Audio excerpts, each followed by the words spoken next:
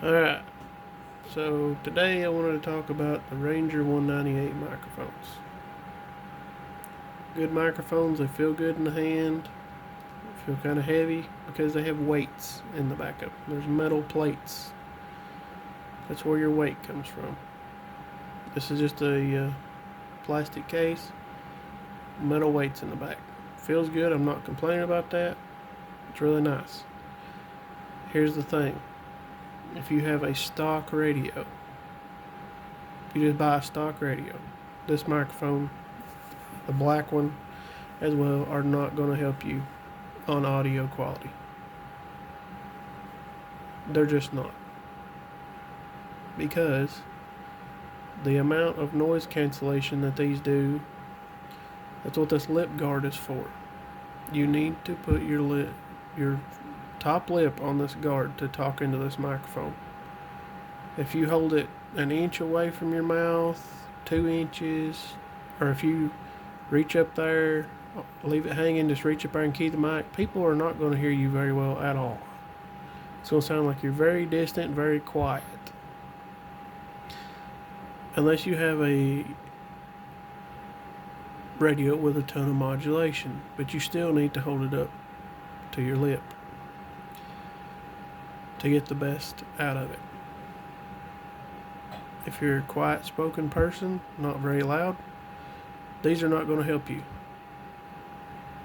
A static would be better. That's just my opinion. If you're kind of a quiet spoken person.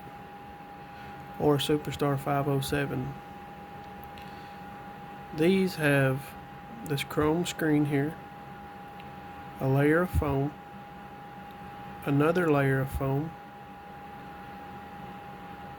before you can even get into the mic element. Plus, that whole outside is covered in foam, 2 to 3 layers as well. That's a little bit much.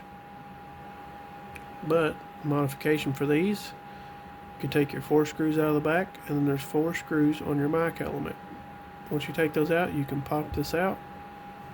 You can remove the foam right here that's behind this metal screen.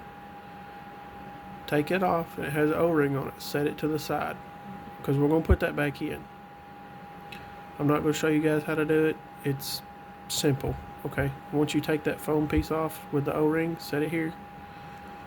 And there's a layer of foam behind once you take that foam piece off. Take a knife and cut that out on that mic element. And there'll be a bunch of holes, or there'll be a blue screen depending on what model of these that you have. Okay, you can either cut the blue screen out or the foam piece out. And there's going to be a bunch of holes behind that screen and a hole in the center. That goes to your mic element. Okay, so that's a layer of foam that we took out.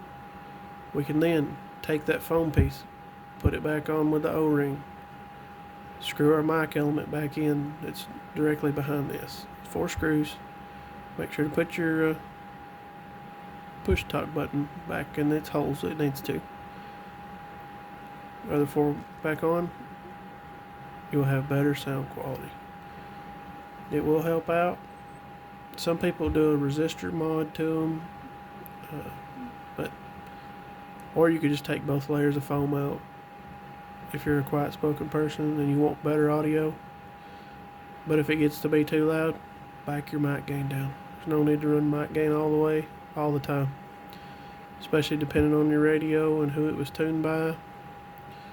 You turn it all the way up, you may be bleeding channels over and you don't even know it. I hear it every single day. They have the loudest radio. If you start scrolling channels left and right, or that person talking, they're bleeding over.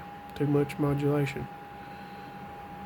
I'm not the radio police, but let's just say, like, if I'm on 23 and you're on 26, I shouldn't be able to hear you 3 channels away, even though the frequency for 23 is 25, 27 to 55, and 26 is 226.